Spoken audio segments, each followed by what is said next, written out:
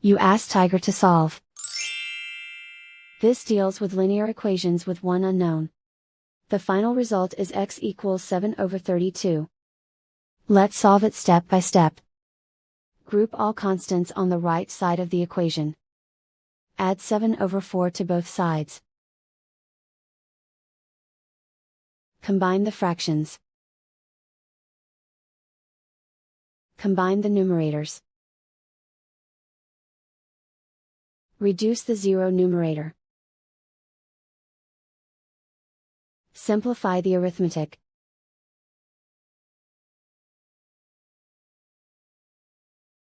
Isolate the x.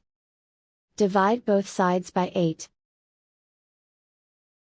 Simplify the fraction.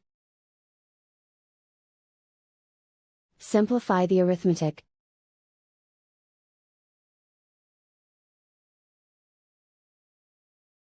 And so the final result is x equals 7/32.